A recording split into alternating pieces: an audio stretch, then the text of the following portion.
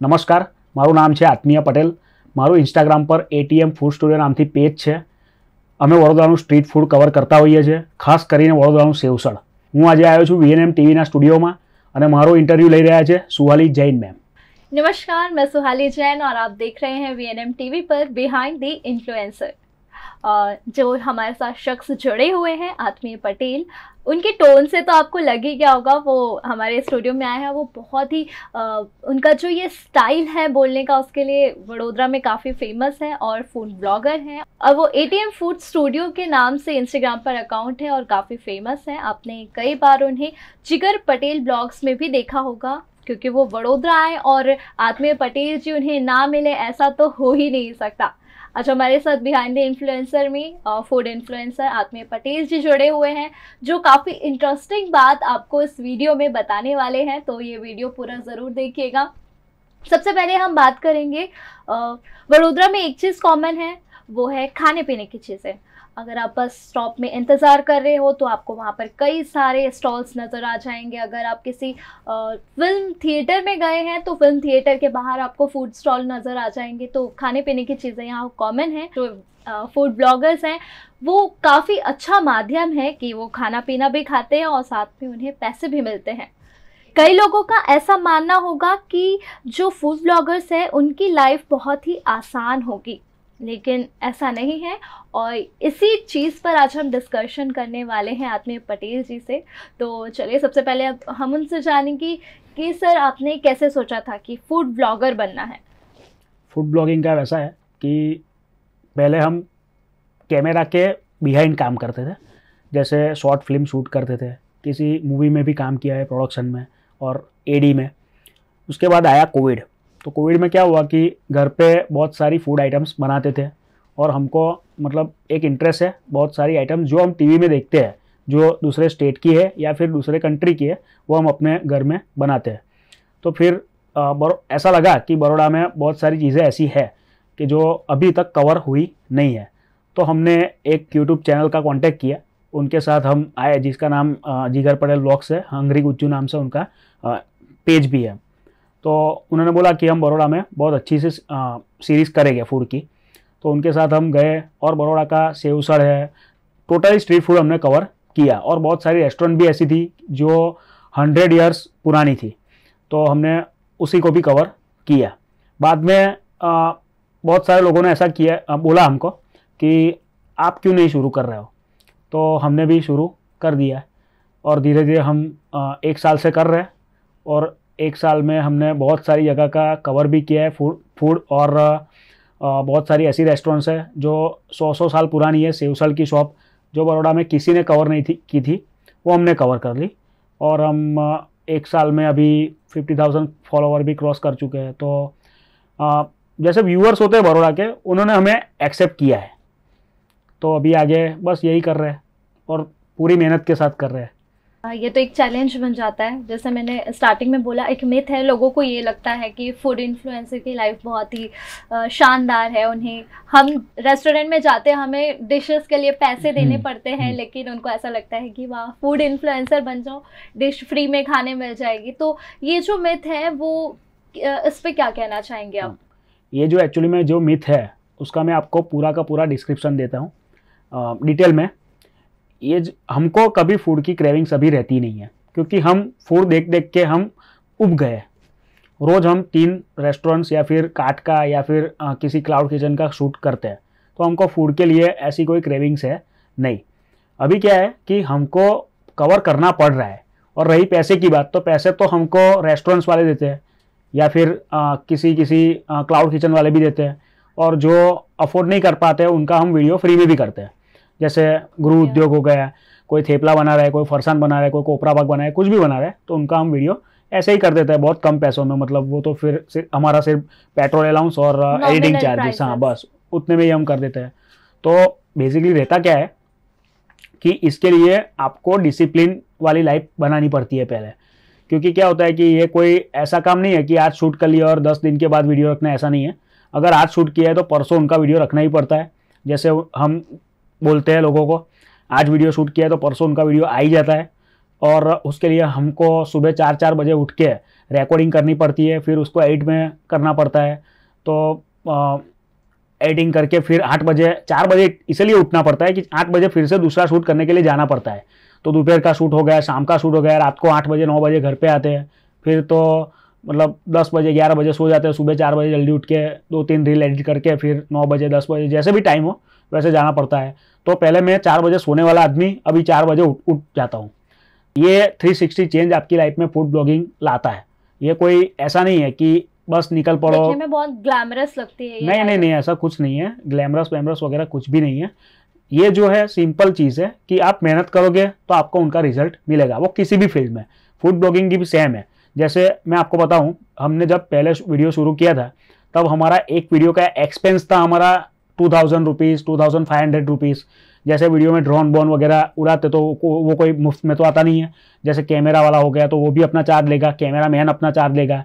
किसी रेस्टोरेंट में जाएंगे तो हमको कवर करना है तो हमको भी वहाँ बिल पे करना पड़ता है। जैसे हमारे साथ पूरी टीम लेके हम जाते हैं तो उनका भी बिल हम ही को पे करना पड़ता है। तो पूरा वीडियो मिला के 2500 रुपया चार्ज होता था। वैसे हमने 30 वीडियो निकाले हैं। आप हिसाब लगा लो कितने वीडियो हमने सर्वर में डाले। और ये तो सिर्फ मैं वीडियो का एक्सपेंस बता रहा हूँ।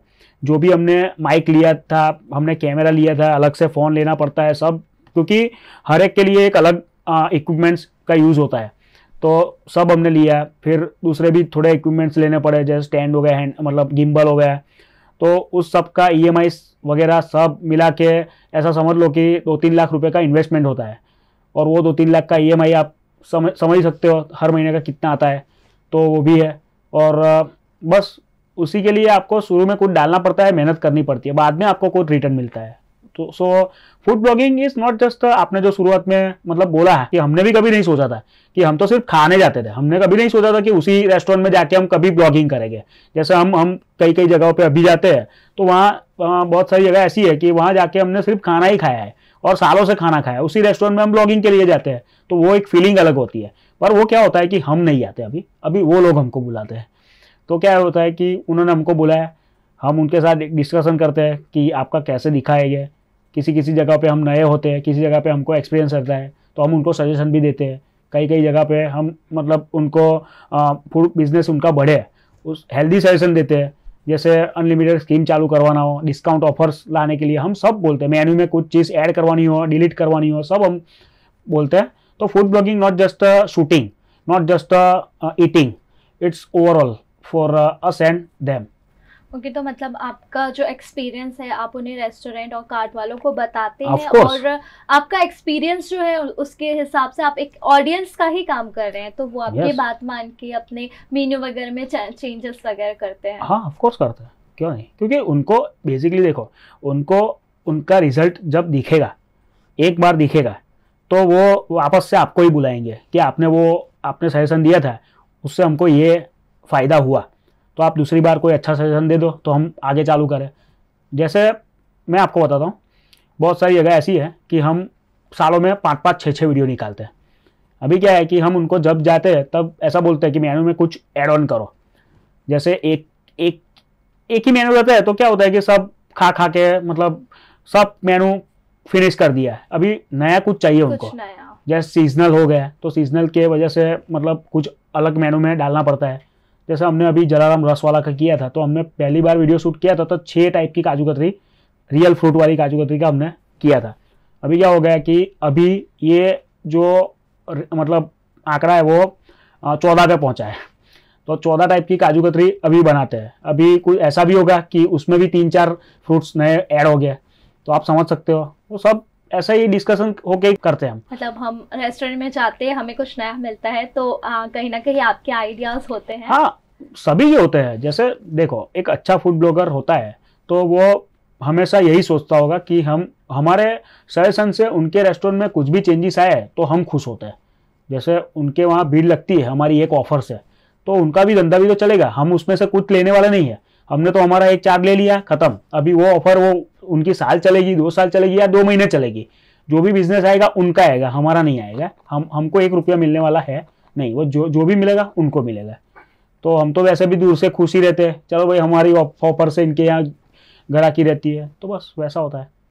ये तो हुई सोशल मीडिया की बात। हम्म। अब कुछ गुजराती फूड कल्चर की बात कर लेते हैं। कोर्स। जो बाहर से होते हैं उन्हें गुजराती फूड देख के लगता है कि गुजरात में वैसे तो बहुत सारे टेस्ट हैं, लेकिन कहीं ना कहीं ऐसा लगता है गुजराती हैं तो उनके खाने में मीठा तो होता ही होता है। तो इसके बारे में आप क्या कहेंगे? गुजराती में क्या है कि ऐसा कुछ नहीं है मीठा है, मतलब हर एक इलाका मतलब हर एक एरियाज का हर एक अलग अलग फूड होता है।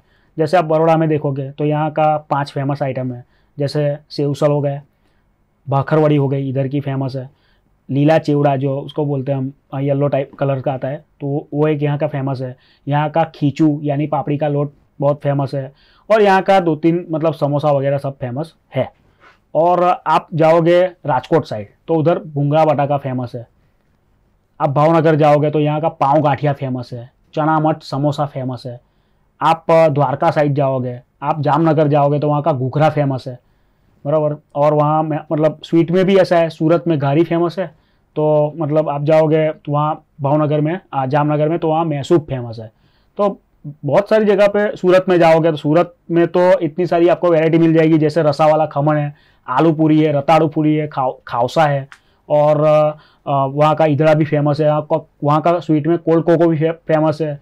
तो सूरत तो मतलब हब ही है खाने के लिए। तो जैसे मतलब एक एक सिटी वाइज अलग अलग फूड रहता है, तो ऐसा कुछ नहीं है कि अकेला मीठा ही है। मतलब वो तो क्या है कि हमारे लोगों को थोड़ा एक मीठा टेस्ट पसंद है, ऐसा नहीं है कि सब मीठा रहता है। अभी ये सेवउसल है, सेवउसल तो लोग एक सेवउसल में लोग ऊपर तरी भी डलवाते हैं, ऊपर से 2-3 टाइप की चटनी भी डलवाते हैं, ऊपर से मतलब मसाला भी डालते हैं, और उनको बोलते हैं कि यार ये आपने सेवउसल बहुत मतलब लाइट कर दिया। मतलब जो पहले आपका मसाला हाँ डाल के भी उन्हें हाँ लगता है। मतलब मैं खुद गया हूँ यहाँ के 2-3 सेवउसल में, वो वहाँ से उनको ओनर को बोलते हैं कि यार आपने सेवउसल थोड़ा मतलब कम स्पाइसी कर दिया है, पहले जो आपका स्पाइसी था वो लेवल अभी रहा नहीं है। तो वैसे भी लोग हैं इधर, तो not only sweet but also spicy खाने वाले लोग हैं। गलत फहमी है। सर आपके हिसाब से वडोदरा में कौन कौन सी चीजें फेमस बहुत खाने सारी है। एक छोटा सा गेम मतलब खेलते हैं। हाँ यस ऑफ कोर्स। मैं कुछ डिशेस का नाम बोलूंगी और वो कहाँ पर फेमस है वो आप नाम बताइएगा। Yes of course. सबसे पहले इडली वड़ा। इडली वड़ा मैं आपको बताऊं, एक जगह है एयरपोर्ट, वडोदरा जो एयरपोर्ट है उनके बाहर एक आदमी खड़ा रहता है, साउथ इंडियन है, उनका नाम है कृपा स्वामी तेवर, उनको स्वामी इडली वड़ा के नाम से जानते हैं। वहाँ का इडली वड़ा पूरे बड़ौदा में ऐसा इडली वड़ा कई जगह पे नहीं मिलता है। मतलब वो सिर्फ इडली वड़ा 2 टाइप की चटनी देता है, पर वो जो चटनी और वड़ा देता है ना, वो मैंने साउथ में भी ऐसा नहीं खाया है, वैसा वड़ा इधर वो दे रहा है। और प्राइस क्या है मालूम आपको, मतलब 20 रुपये में वो 4 वड़ा देता है, 4 इडली देता है। तो ऐसा भी नहीं है। और अंदर से लोग पायलट वगैरह लोग या मतलब एयरपोर्ट का पूरा स्टाफ उनके वहाँ आता है खाने के लिए। तो कहीं के आप कभी जाओगे उस जगह पे तो आपको वहाँ एयर होस्टेस खड़ी रह मतलब वहाँ मिलेगी। एयरपोर्ट का पूरा सुबह 7 बजे ओपन हो जाते हैं और 9 बजे तो ख़त्म हो जाता है। और पूरा का पूरा ऐसा पतीला मतलब भर के, मतलब इडली और दूसरा ही ऐसा पतीला भर के या फिर एक थैली में वड़ा लेके आते हैं। तो एक्स्ट्रा ऑर्डिनरी वो बेच रहा है मतलब इडली वड़ा में। साउथ इंडियन फूड में अभी मतलब मैं बता सकता हूँ कि बहुत सारी जगह ऐसी है खाने के लिए जो अच्छी है, पर 2 साउथ इंडियन फूड मेरे लिए ऐसा है कि जो एक्स्ट्रा ऑर्डिनरी है। एक तो है जो सबसे पुराना भी है और अच्छा भी है, एक है पोलो ग्राउंड के सामने है, गुरु प्रसाद है, वो काफ़ी पुराना है, ऐसा नहीं है कि बहुत पुराना है पर काफ़ी पुराना है, वो बेस्ट साउथ इंडियन फूड सर्व करते हैं। और दूसरा है इलोरा पार्क सुभानपुरा एरिया में सुधा है, हाँ वो एक्स्ट्रा ऑर्डिनरी है। तो मेरे हिसाब से ये 2 साउथ इंडियन मुझे बहुत पसंद है। सर कई लोग हैं जिन्हें मोमोज बहुत पसंद है। हाँ बहुत प्यार होता है, तो बेस्ट मोमोज कहाँ मिलते हैं वडोदरा में? आप जाओगे गेंडा सर्कल से इन ऑर्बिट तरफ जाओगे तो लेफ्ट साइड पर ड्रैगन मोमोज है, बस वही बेस्ट है। ऐसे मोमोज आज भी बड़ौदा में कोई जगह पे नहीं मिलते हैं। दूसरे एक है मोमोज जिन्होंने बड़ौदा में फेमस मोमोज किए है, वो है गोस्वामी मोमोज, जो इलोरा पार्क जो सुभानपुरा एरिया में जो डोमिनोज है उनके सामने पहले खड़े थे। ये दोनों का मोमोज आज भी अनबीटेबल है, ऐसा मोमोज कहीं पे भी नहीं मिलता है। और दूसरी बात मैं बोल सकता हूँ, मोमोज हमेशा स्टीम खाए जाते हैं, मोमो होता ही है स्टीम। आजकल तो बहुत सारी वैरायटी वो सब है ना, वो फ्यूजन है, वो ओरिजिनल मोमोज स्टीम ही होते हैं। आप कहीं पे भी जाओगे, आप नेपाल जाओगे, आप उसके ऊपर जाओगे, भूटान जाओगे, आपको जहाँ भी मोमोज मिलेंगे वो स्टीम ही मिलेंगे। वो फ्राई मोमोज का एक्चुअली में कोई ऑप्शन ही नहीं है, फ्राई नहीं है। फिर हो गया ये तंदूरी मोमोज आते हैं, अभी तो कुरकुरे मोमोज आते हैं, वो सब किसी का कुछ है नहीं है। तो ये तो हमारे मतलब क्या है, क्रेविंग्स होती है कि कुछ नया ट्राई करे, तो उसमें ये सब हो गए। पर आपको अभी भी बता सकता हूँ कि मोमोज का धीरे धीरे कम हो गया है। एक टाइम था आज से 4-5 साल पहले मोमोज का बहुत मतलब चल रहा था, हमको भी पता। हाँ, हम ही एक वीक में 4 बार मोमोज खाने के लिए जाते थे। आज 4 महीने में 1 बार मोमोज नहीं खाते। तो मैं खुद भी मोमोज, हाँ, मैं खुद भी मोमोज बहुत सारे बना सकता हूँ। तो क्या है कि अभी मैंने भी बनाना छोड़ दिया है। जो वडोदरा के जो फूडी है उन्हें भाकर बड़ी बहुत पसंद है। भाकर बड़ी आपको अगर ट्राई करनी है तो जुबेली बाग है बड़ौदा में, रावपुरा एरिया के आप आगे जाओ तो गांधीनगर गुरु के पीछे वहाँ सामने जगदीश है। वो जगदीश की भाकर बड़ी बेस्ट है। मतलब आज तक मैंने ऐसी भाकर बड़ी कई जगह पे नहीं ट्राई की है। महाराष्ट्र में मैंने चितलेकर बंधु है जिन्होंने भाकर बड़ी स्टार्ट की थी, उनकी भी मैंने ट्राई की हुई है, पर उनकी बहुत स्पाइसी है। ये एकदम लाइट है, स्पाइसी भी नहीं है। और जो है ना, होता है ना भाकर बड़ी में मतलब मिठास और खट्टापन दोनों का एक कॉम्बिनेशन होता है, वो आपको यहाँ जगदीश में मिलेगा। और मैं फिर से लोकेशन बता देता हूँ आपको, जुबेली बाग के सामने ही है, गेट के सामने जगदीश ऐसे येलो बोर्ड मारा होगा, बस वो जगदीश की बेस्ट भाकर बड़ी आज तक की। मतलब ऐसी भाकर बड़ी कहीं पे भी नहीं मिलती है। आपने बताया चिवड़ा यहाँ पर काफी फेमस है। हाँ, ऑफ कोर्स। तो वो कहाँ खा सकते हैं? हाँ, मैं चिवड़ा के लिए आपको बताता हूँ। जगदम्बा चिवड़ा है, वो जगदम्बा चिवड़ा है उन जगदीश के एक्सेट सामने क्रॉस में ही है। तो पूरे की पूरी अहमदाबादी पोल है, उनके बाहर चिवड़े की वालों की लाइन है, उसमें जगदम्बा चिवड़ा वाला है। उनकी मैं आपको चीज़ बताता हूँ उनका क्यों अच्छा है। उनके चिवड़े जो भी फरसान तला जाता है वो प्योर ग्राउंड नट ऑयल यानी कि सींग तेल में वो मतलब तलते हैं। और दूसरी चीज़, वो लोग मतलब हाइजीन का भी इतना ध्यान रखते हैं। और उनका पैकेजिंग वैसे रहता है कि आप इनको पानी में ना 12 घंटे डुबा के रखो, उनके अंदर से जो चिवड़ा निकलेगा वो पूरा का पूरा क्रिस्पी निकलेगा। तो उनका पैकेजिंग वगैरह बहुत सही रहता है। और अगर चिवड़ा क्या है कि हम इधर तो खाते ही है, पर मोस्टली चिवड़ा बड़ौदा से एक्सपोर्ट होता है आउटसाइड, मतलब दूसरे स्टेट्स में या फिर दूसरे सिटी में या तो फिर दूसरी कंट्री में। सबसे ज़्यादा जो बड़ौदा में आता है वो चिवड़ा यहाँ से लेके ही जाता है। तो उनके लिए मैं मतलब बोलता हूँ कि जगदम्बा चिवड़ा वाला एक्स्ट्रा ऑर्डिनरी क्लासिक। तो आपने शायद ही यहाँ वडोदरा का फूड इतना ज़्यादा रिव्यू आपने कहीं और देखा होगा। आत्मीय पटेल सर उन्होंने वडोदरा का चप्पा चप्पा छान मारा है कि कहाँ पे क्या बेस्ट मिलता है। तो आप ये जो जगह बता रहे हैं वो ज़रूर ट्राई कीजिएगा और वीडियो के नीचे कमेंट करके भी बताइएगा कि वो जो रिव्यू बता रहे हैं वो सच में ऐसा है या नहीं। हाँ, सच में। सर आपकी जो सीरीज़ है सेव सर के ऊपर काफ़ी आप फेमस हैं। आपका अगर कोई सेव सर खाने का फ़ैन हो तो आपको फॉलो तो ज़रूर करेगा। तो किस किस जगह पे सबसे ज़्यादा फेमस है यहाँ पर सेव सर? देखिए, तो सेव सर का क्या रहता है कि लोग अपने मूड के हिसाब से ट्राई करते हैं। जैसे कभी क्या होता है कि हमारे पास टाइम नहीं है तो हम अपने नज़दीक में जो भी सेव सर वाला है उनके पास जाते हैं। जैसे मैं मतलब ओल्ड पोल में रहने वाला आदमी हूँ, तो पहले मैं वाड़ी एरिया में रहता था, पोल एरिया में। तो उसमें क्या होता है कि वहाँ आसपास में बहुत सारे सेवसर होते हैं। तो वहाँ का एक सेवसर है गणपत सेवसर नाम से, तो मैं उधर जाता था खाने के लिए। हमारे यहाँ लाला भाई सेवसर वाला भी है, तो उसी जगह पे जाता था। अभी क्या होता है कि लोगों को अगर खाना हो भजिया और सेवसल का कॉम्बिनेशन खाना हो तो सिटी विस्तार ये जो जुबेली बाग मैंने बोला जगदीश है, उनके पीछे एक सेवसल वाला है जिनका नाम है चिमन भाई सेवसल वाला। उनके वहाँ आपको मिलेगा भजिया और सेवसल का कॉम्बिनेशन। तो पहला ये सजेशन हो गया। दूसरा एक है जो जीपीओ है रावपुरा एरिया में, वहाँ पीछे गणेश सेवसल वाला। वो कैसा, मतलब मैंने ऐसा सेवसल वाला कहीं पे भी देखा नहीं है जो आप उनके पास कुछ भी मंगाओगे, आप 12-20 बार रसा मंगाओगे ना तो 20 बार रखेगा। वो एक आप रसा लोगे और उसके साथ आप 5-10 बार डूंगरी मंगाओगे, वो हंस के देगा। और वहाँ आपको सेव जो है ना, सेव वो लोग खुद बनाते हैं, ऐसा नहीं है कि बाहर से लाते हैं। तो इतना मतलब सेवसल तो अच्छा है ही, साथ में वो जो उनका जो बिहेवियर है कस्टमर्स के लिए वो बहुत यूनिक है। तो एक ये है सजेशन में। और दूसरा है तरसाली एरिया में एक लाला भाई सेवसर है, वो मुझे बहुत पसंद है। दूसरा एक सेवसर है, मैं अभी भीलापुर गया था, यहाँ बड़ौदा से 10-12 किलोमीटर दूर है। तो अगेन भीलापुर का सेवसर अच्छा है। जैसे बड़ौदा से आप दभोई रोड तरफ जाओ तो क्या होता है कि वीकेंड्स में लोग उधर खाने के लिए जाते हैं। सेव उसळ एक एक ट्रेंडिंग है कि हमारे पास टाइम है तो हम बहुत दूर जाएंगे, तो रतनपुर के पास आगे जाओगे तो बहुत सारे सेव उसळ है।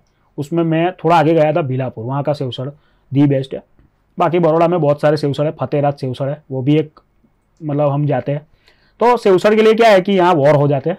अगर मैं बोलूँगा तो यहाँ लोग कमेंट में लिखेंगे कि हमारा ये बेस्ट है, यही बेस्ट होना चाहिए। यहाँ वडोदरा में तो ऐसा है, उन्हें नाश्ते में सेव उसळ दे दो, खाने में सेव उसळ दे दो, डिनर में सेव उसळ दे दो, किसी भी टाइम पे सेव उसळ दे दो, उनका फेवरेट हो गया है ये। बड़ौदा में सेव उसळ ये जो फेमस है ना, वो यहाँ रात को 4 बजे भी सेव उसळ एक ऐसा ओपन होता है जो 4 बजे ओपन होता है और 7 बजे खत्म हो जाता है। चौखंडी एरिया में एक सेव उसळ वाला है जो कितने सालों से सुबह 4 बजे ओपन होता है। और उनके कस्टमर कौन है मालूम है आपको? ये जो मतलब पेपर डालने वाले होते हैं ना, वो लोग होते हैं। एक बड़ौदा डेयरी से जो लोग निकलते हैं वो वहाँ सेव उसळ खा के जाते हैं। और कई सारे लोग ऐसे होते हैं कि जो अपना मतलब जो नाइट शिफ्ट करके घर पे जाते हैं वो वहाँ का सेव उसळ खा के जाते हैं। तो यहाँ क्या है कि हर एक आदमी के लिए अपना खुद का एक फेमस सेव उसळ है। तो बहुत सारे सेव उसळ है, जैसे मांजलपुर में रणछोड़ है, वो भी अच्छा है। तो बहुत अच्छा है। मतलब फतेहगंज एरिया में गुंजन है, वो भी अच्छा है। तो बहुत सारे सेव उसळ है जो हम अभी नेक्स्ट सीरीज़ हमारी आएगी, उसमें हम ऐसे ऐसे सेव उसळ दिखाएंगे जो मतलब हमने कई सालों पहले कवर किए थे, वो भी तो कभी किसी ने अभी तक कवर नहीं किए, वैसे भी सेव उसळ है, सब हम दिखाएंगे। सर आजकल न्यूज़ में बहुत आ रहा है कि कोई कस्टमर गए हैं रेस्टोरेंट में और कुछ चीज़ें हैं आपत्तिजनक, वो उन्हें खाने में मिल जाती हैं। तो ये जो ट्रेंड आजकल चल रहा है, आपको क्या लगता है किसकी गलती होती है? या कभी कभी बोला जाता है कि कस्टमर की भी कभी गलती होती है, कभी रेस्टोरेंट के ऊपर कस्टमर ब्लेम लगाता है। उसका क्या होता है कि ये जो रेस्टोरेंट्स वगैरह है और हम भी जब शूट करते हैं तो कहीं कहीं पे मक्खी आ जाती है, शूट में आ जाती है, क्या करेंगे अभी, तो लोग उस पर भी कमेंट करते हैं। तो ये देखो, मक्खी आपके घर में भी होती है, होटल में भी होती है। अभी रहता क्या है कि कई कई जगहों पे मतलब बहुत सारे क्वांटिटी में खाना बन रहा होता है, तो एक एक खाने में एक एक मतलब आदमी ध्यान रखेगा नहीं। कुछ चीज़ें ऐसी होती है शायद आ जाती है और खाने में पड़ने के बाद वो चीज़ ऐसी दिखती भी नहीं है जैसी कई कई जगहों पे मिलती है कि ऐसा मतलब मतलब कच्ची ऐसे मतलब। तो आप समझ सकते हो कि कोई चीज़ अगर खाने में पड़ी है तो वो तो मतलब पूरी की पूरी पक जाएगी ना, वो ऐसी थोड़ी मिलेगी अंदर से। तो आप समझ सकते हो ना, ऐसी नहीं मिल सकती। तो और दूसरी एक चीज़ बोल रहा हूँ कि हाइजीन का इश्यू है, तो हर एक रेस्टोरेंट को अपने हाइजीन मेंटेन रखने ही पड़ेंगे। मैं ऐसा भी नहीं बोलता हूँ कि हर बार गलती कस्टमर्स की होती है या फिर हर बार गलती रेस्टोरेंट ओनर की होती है, ऐसा नहीं होता है। पर हम क्या है, बेसिकली हम उनके वहाँ खाने गए हैं, बराबर, हम पैसे भी देते हैं, वो भी सही है। अभी आप ऐसा सोचोगे कि मैं ऐसे वीडियो निकाल के फेमस हो जाऊँगा, बराबर, उससे बजाय आप ऐसा करो, उनको रिक्वेस्ट करो और उनको बोलो कि भाई ये मेरे ये चीज़ में से खाना निकला है तो आप इनको चेंज कर दो। वो चेंज कर ही देगा। वो कोई, मैंने 99% केस में ऐसा देखा है कि वो चेंज भी कर देगा और ऊपर से कुछ ऐसा मतलब आपको डिस्काउंट भी दे देगा, बराबर, खाने में। चलिए डिस्काउंट तो बात की बात है, पर चेंज कर देगा, अपना काम हो गया। और वो लोग ऐसा बोलेंगे कि ये खाने से हम बीमार पड़ जाएंगे इतनी छोटी चीज़ से। तो मतलब आउटसाइड इंडिया में तो बहुत कुछ खाया जाता है, तो उससे लोग बीमार नहीं पड़ते। इतनी छोटी चीज़ से कोई बीमार पड़ता है नहीं, ऐसा नहीं पड़ता है, मेरा ऐसा मानना है, बराबर। हम खाना बीमार क्यों पड़ते हैं मैं भी बताता हूँ। जैसे मैं घर पे कभी नहीं खाता हूँ, बहुत कम खाता हूँ, जितना भी खाता हूँ मैं खुद बना के खाता हूँ, बराबर। और मैं अकेला हूँ इसलिए, तो मेरे फादर अकेले ही है। तो क्या होता है कि हमको 365 डेज बाहर ही खाना पड़ता है, बराबर। तो अभी ऐसे हम 365 डेज आज से नहीं खा रहे हैं, बराबर, आज 10 साल हो गए बाहर खाए हुए। तो 10 सालों में अगर ऐसा हो तो मतलब मैं तो पूरे साल में ज़्यादा बीमारी रहूँगा, पर ऐसा नहीं होता है। जैसे आज हम बाहर खाए हैं, तो सपोज आज मैंने खाया है, तो वो पूरे दिन आपको कदर कुछ खाने को मिल भी जाए तो बहुत कम खाना पड़ता है, जैसे हमारा डाइट कंट्रोल में रहे। ऐसा नहीं है कि डाइट सिर्फ बिना तले हुए खाना वही डाइट बोलते हैं, ऐसा नहीं है। कम खाओ, अच्छा खाओ, बिना मसाले वाला खाओ, रॉ खाओ, उसको डाइट बोलते हैं एक्चुअली में, जिसमें ज़्यादा से ज़्यादा मतलब मसाले कम हो, तो बस वही रहता है। और अगर आप कम खाओगे, जैसे हम आज पंजाबी रेस्टोरेंट का शूट किया, तो हम शाम को कभी पंजाबी रेस्टोरेंट का शूट नहीं रखेंगे, हम शाम को किसी डेजर्ट का शूट रख देंगे जहाँ हमको कम खाना पड़े, कुछ खाना ही ना पड़े, जूसीस का रख देते हैं। वैसे मैनेज करना पड़ता है। तो ऐसा नहीं होता है, अपने हिसाब से हमारी सेहत का ख्याल हमें ही रखना पड़ता है। ऐसा नहीं कि रेस्टोरेंट वाला ने कुछ खिला दिया और हम बीमार पड़ जाएंगे, वैसा नहीं होता है बराबर। हाँ, कई कई जगह पे आप इतना ज़्यादा खा लेते हैं तो मतलब वो तो आप बीमार पड़ोगे ही पड़ोगे। कम खाओ, जैसे अभी हम एक जगह पे खा के आए तो बहुत कम खाया है मैंने, एक रोटी खाई हुई है, थोड़ी सी सब्जी खा ली, बस खत्म हो गया, वैसे होता है। सर आजकल जैसे आपने बताया कि आप कैसे मैनेज करते हैं, और हमारे ऑडियंस को क्या टिप्स देना चाहेंगे, क्योंकि आजकल बाजार का खाना लोग कुछ ज़्यादा ही कंजप्शन बढ़ गया है, और ख़ासकर कि वडोदरा में, क्योंकि मैंने सबसे पहले यही पता है, आप कहीं पर भी जाते हैं आपको कोई ना कोई फूड आइटम्स मिल जाते हैं और उसकी खुशबू से ही लोगों का दिल ललचा जाता है, और वो डेली रूटीन में आ गया है। तो वो कैसे मेंटेन कर सकते हैं अपनी हेल्थ? अच्छा, खाना वैसा है कि आप देखोगे किसी रील्स में या फिर किसी वीडियो में तो आप उनको खाए बिना रुक नहीं पाओगे, पर उनका भी एक कैसा रहता है कि हम उस चीज़ को कम खाएं। जैसे एक बार गए ठीक है, अभी जाएंगे नेक्स्ट मंथ, वैसे रहता है तो अच्छा रहता है। अभी किसी चीज़ को आप 365 डेज कंज्यूम करोगे तो आप बीमार पड़ोगे ही पड़ोगे। तो क्या है कि आपको बैलेंस करना पड़ेगा, या फिर आपने सुबह खाया, मतलब आपने मेन कोर्स खा लिया, तो पूरे के पूरे दिन आपको कुछ नहीं खाना है बाद में, या फिर रात को थोड़ा सा फ्रूट खा के आपको सो जाने का है, तो ही आपकी हेल्थ अच्छी रहेगी। अदरवाइज तो मतलब आप सुबह भी मेन कोर्स खाएंगे, शाम को भी मेन कोर्स खाएंगे, दोपहर को सेव उसल खाएंगे, तो रात को भी कुछ ऐसा हुआ तो फिर आप निकल जाओगे खाने के लिए, तो वो तो आपकी हाँ मस्काबन वगैरह, तो वो तो मतलब आपकी सेहत को हैरान करेगा ही करेगा। और मैं दूसरी चीज़ बताता हूँ, सेहत को हैरान मतलब ख़राब क्या करता है। जैसे एक्स्ट्रा चीज़ फर्स्ट, जैसे क्लैरिफाइड जो अभी नहीं, वो एक बटर आया ना जो वेजिटेबल फैट का बन रहा है, वो जैसे हम बोलते हैं ना, मतलब बहुत कम पैसों में बटर मिल रहा है, सब जगह पे उसी में सब कुछ बनता है, वो आपकी हेल्थ को नुकसान करता है। आपको कंज्यूम करना चाहिए देसी मक्खन, या फिर होता है अमूल बटर खा सकते हो, कम खाने का पर खा सकते हो, या फिर आप घी खाइए, या फिर ऑयल में भी आप थोड़ा खाइए, या आप ग्राउंडनट ऑयल खाइए, मतलब सींग तेल खाइए, या फिर आप बहुत ऐसा है कि हमको कुछ अच्छा खाने का है तो आप ब्लैक सीड का ऑयल आता है वो खाइए, या फिर आपको ऑलिव ऑयल थोड़ा खाने का हो तो ऐसे ही डालने का हो तो वो खा सकते हैं। तो बेसिकली क्या रहता है कि मतलब बैलेंस आपको फूड खाना पड़ेगा। ये जो फूड इन्फ्लुएंसर हैं आत्मीय पटेल जी, और उनसे जितने इन्फॉर्मेशन मिले वो उतनी ही कम है, क्योंकि उन्होंने वडोदरा के फूड को इतना ज़्यादा एक्सप्लोर किया है, और बहुत सारी चीज़ें अभी भी बाकी हैं जो वो धीरे धीरे एक्सप्लोर कर रहे हैं।